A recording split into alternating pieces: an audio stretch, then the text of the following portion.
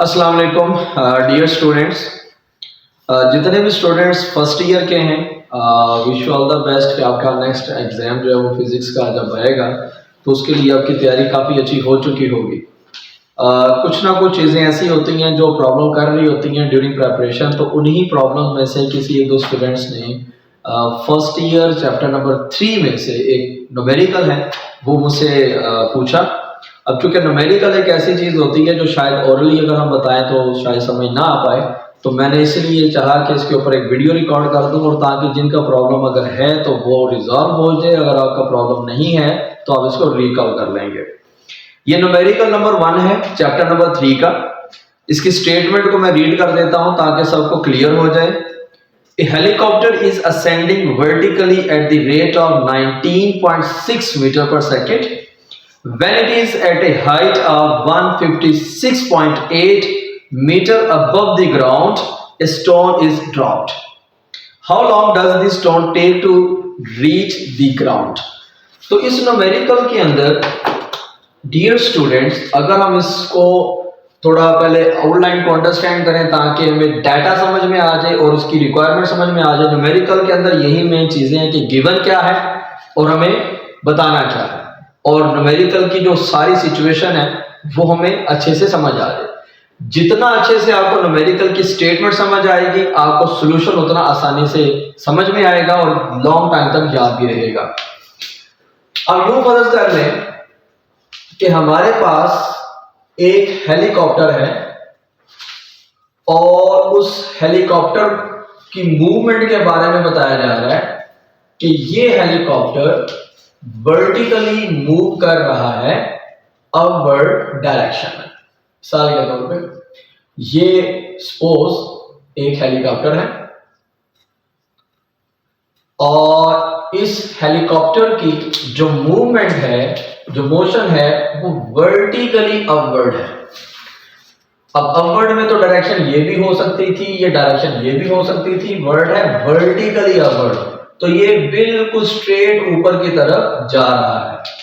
हम एज्यूम करते हैं कि this is the ground surface और ऊपर की तरफ जाते हुए इस हेलीकॉप्टर में से एक ईंट को बाहर की तरफ फेंका जाता है। जब ये ईंट को बाहर की तरफ फेंका जाएगा तो इसको कितना टाइम लगेगा जमीन पे गिरने के लिए, गिरने के ऊपर कितना टाइम लगेगा, ये टाइम हमने फाइंड करना। अब जो स्टूडेंट आप गलती करेंगे वो क्या है, सबसे पहले हम इस स्टेप को हम अंडरस्टैंड करते हैं। गलती ये है कि हम स्टूडेंट्स ये फील करते हैं कि जैसे ही हम इस ईंट को बाहर की तरफ फेंकेंगे तो ये डायरेक्टली ईंट जो है वो जमीन पे आके गिरेगी, तो ये डायरेक्ट हम इसका टाइम मेजर कर लें, जबकि ऐसा होगा नहीं। क्योंकि न्यूमेरिकल के अंदर हमें ये बताया गया है कि हेलीकॉप्टर जब वो रेस्ट में नहीं है, ये हेलीकॉप्टर बेसिकली असेंडिंग है, ऊपर की तरफ जा रहा है, अपवर्ड मूव कर रहा है विद अ सर्टेन स्पीड। अब जब एक खास स्पीड के साथ ये हेलीकॉप्टर ऊपर की तरफ मूव करेगा तो हमने कॉन्सेप्ट पढ़ा है इनर्शिया का। इनर्शिया क्या है कि अगर कोई भी बॉडी रेस्ट में है तो वो रेस्ट में ही रहेगी, अगर कोई मोशन में है तो वो मोशन में ही रहेगी। हम चाहते हैं उसकी स्टेट ऑफ रेस्ट या स्टेट ऑफ मोशन को चेंज करना, तो we need a force, otherwise वो अपनी स्टेट के उसी स्टेट में रहेगा, जिसको इनर्शिया कहते हैं। अब यहां पर होगा क्या कि ये ईंट पहले इस हेलीकॉप्टर में मौजूद है, तो जब हेलीकॉप्टर ऊपर की तरफ जा रहा है तो ये ईंट भी ऊपर की तरफ जा रही है। तो जब आप उसको बाहर की तरफ थ्रो करेंगे, तो जब आप बाहर की तरफ थ्रो करेंगे तो उस वक्त उस ईंट की वही स्पीड होगी जो हेलीकॉप्टर की है। तो due to that speed, due to that inertia, पहले ये ईंट जो है ये ऊपर की तरफ मूव करेगी और ऊपर की तरफ जाने के बाद फिर ये नीचे की तरफ गिरेगी। तो इसलिए आपका जो पाथ बनेगा, एक्चुअली वो पाथ बनेगा कुछ इस अंदाज से कि ये पहले ईंट अपवर्ड जाएगी मैक्सिमम हाइट पे, जहां तक उसकी वेलोसिटी 0 ना हो जाए, और फिर उसके बाद ये जमीन पे नीचे की तरफ फॉल करेगी। अब स्टूडेंट्स, अगर आप इसमें अगर उसका टोटल टाइम मेजर करना चाहें तो हमें सबसे पहले ये देखना पड़ेगा कि इस ईंट को यहां से मैक्सिमम हाइट तक जाने में कितना टाइम लगा।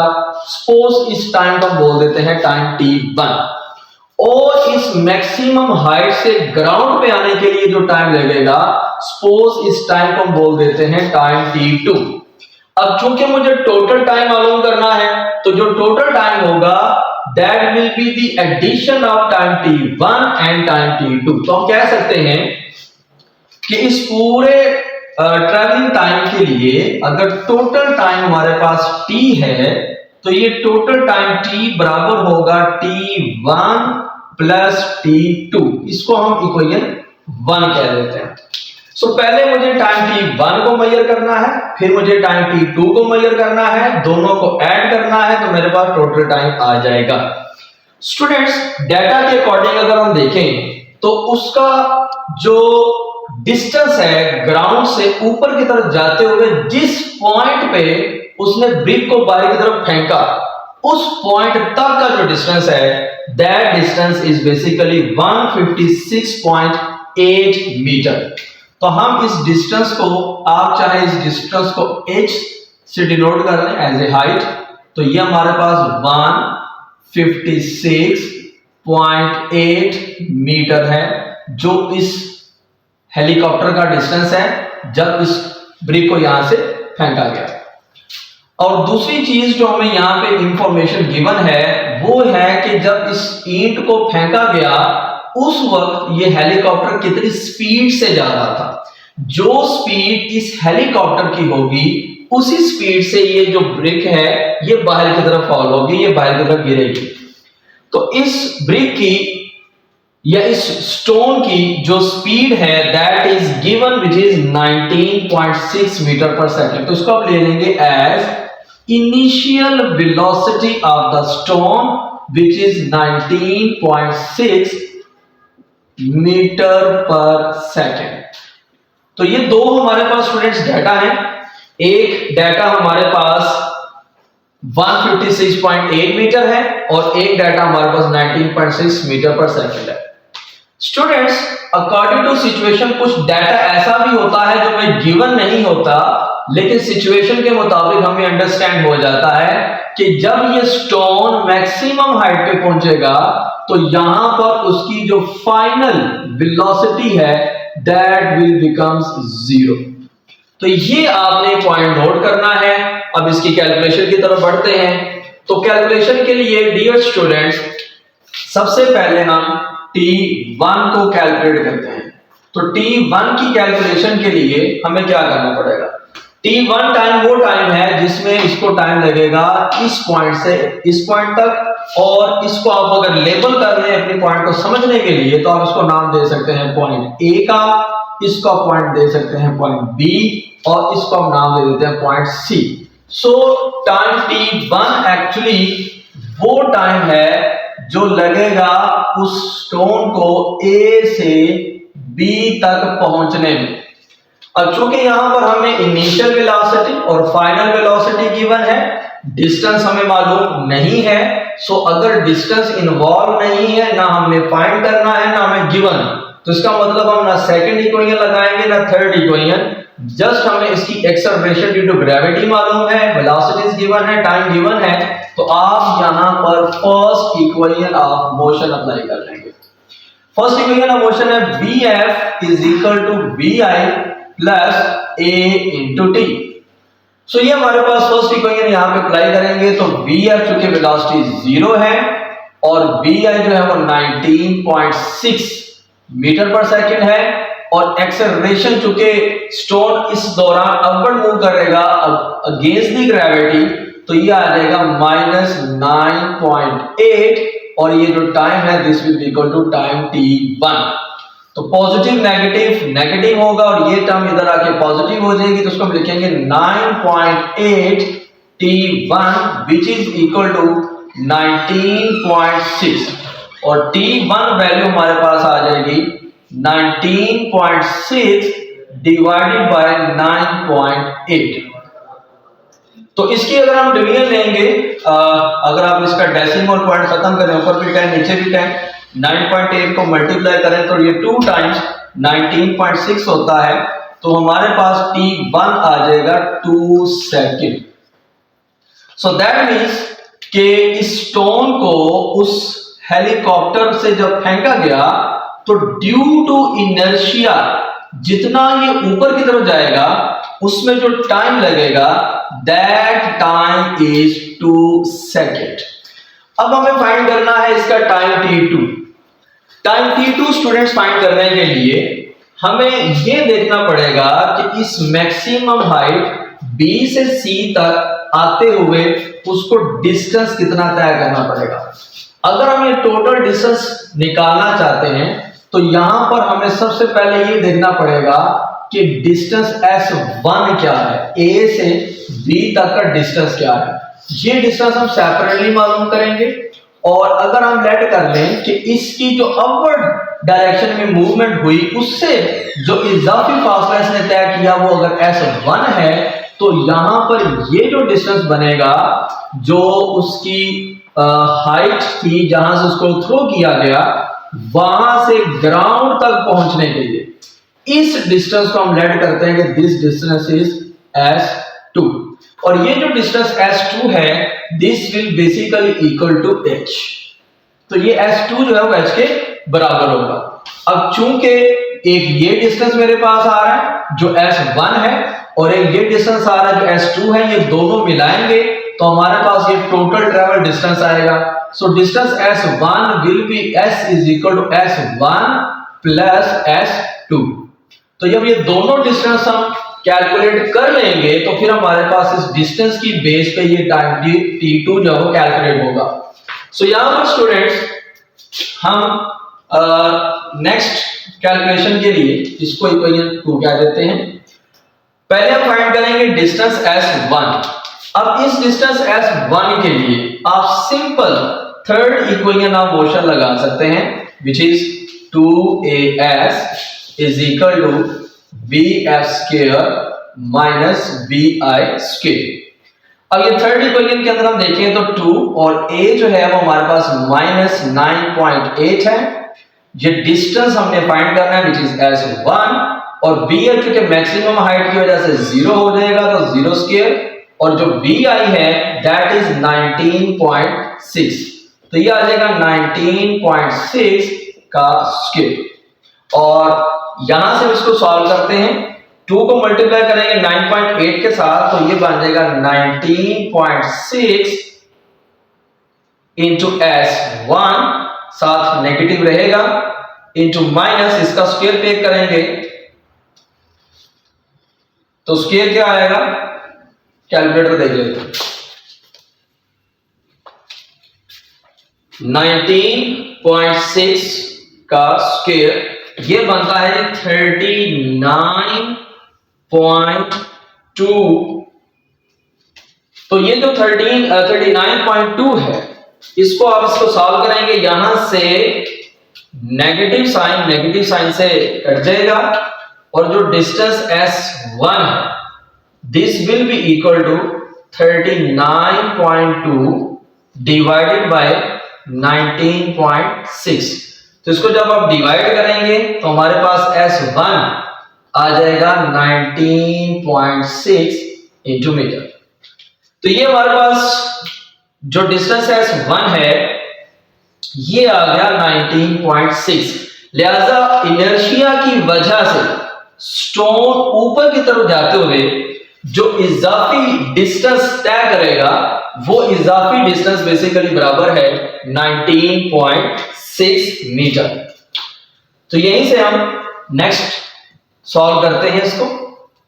अब हमारे पास डियर स्टूडेंट्स T1 तो मालूम कर चुके, S1 हमने इसलिए मालूम किया ताकि हम टोटल डिस्टेंस S फाइंड कर सकें। सो चूंकि हमें S2 का ऑलरेडी पता है 156.8 सो हमारे पास जो टोटल डिस्टेंस है वो बराबर आ गया S1 की वैल्यू है 19.6 प्लस जो S2 है which is equal to h ये आ गया 156.8। इसको ऐड करते हैं, ऐड करने से वैल्यू हमारे पास बन जाएगी कैलकुलेटर से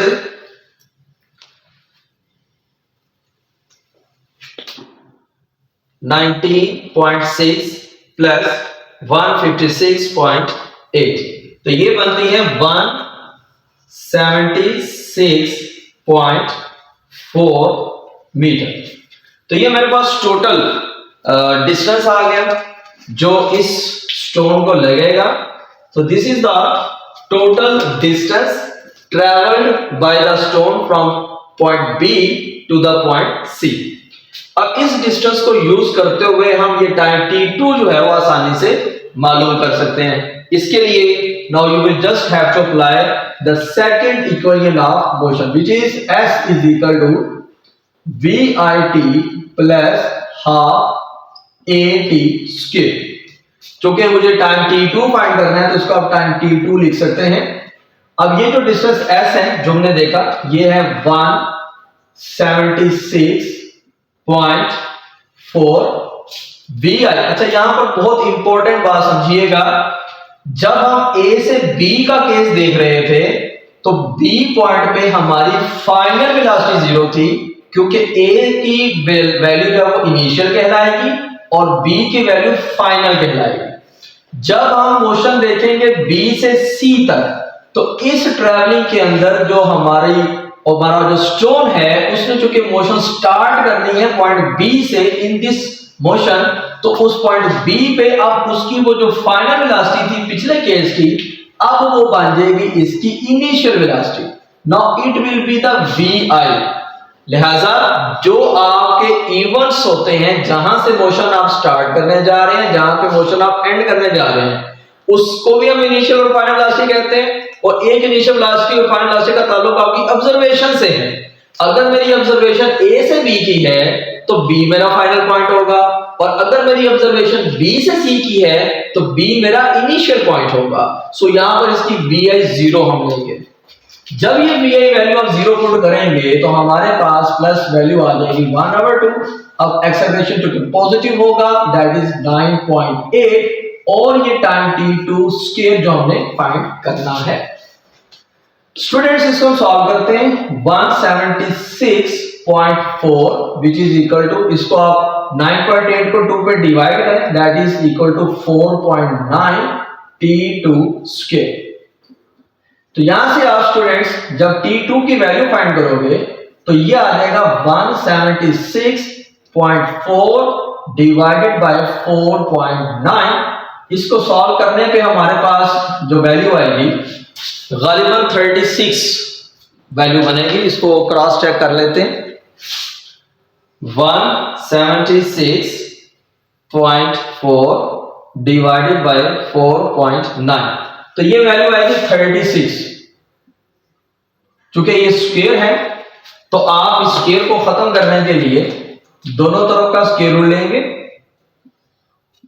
तो हमारे पास जो t2 वैल्यू है ये आ जाएगी 6 सेकेंड।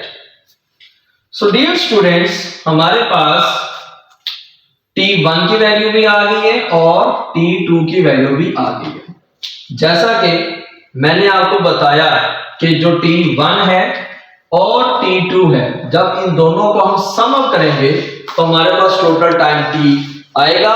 इसको हम बोल देते हैं equation number 3। So put the equation number 2 and equation number 3 in equation number 1। तो जब आप इस इक्वेशन 2 को इस इक्वेशन 3 को इक्वेशन 1 में पुट करेंगे t1 की और t2 की वैल्यू को, तो हमारा फाइनल आंसर आ जाएगा which is t and that is t1 plus t2। तो t वैल्यू जो है वो हमारे पास आ जाएगी 2 plus 6 which is equal to 8 second. So dear students इस स्टोन को जमीन तक पहुंचने में जो टोटल टाइम लगेगा that is 8 second. Wish you all the best. अगर किसी और न्यूमेरिकल किसी और क्वेश्चन में प्रॉब्लम आ जाता है और आप चाहते हैं कि वो इसी तरीके से आपको एक्सप्लेन कर दिया जाए तो कमेंट्स में आप पूछ सकते हैं। Stay with us.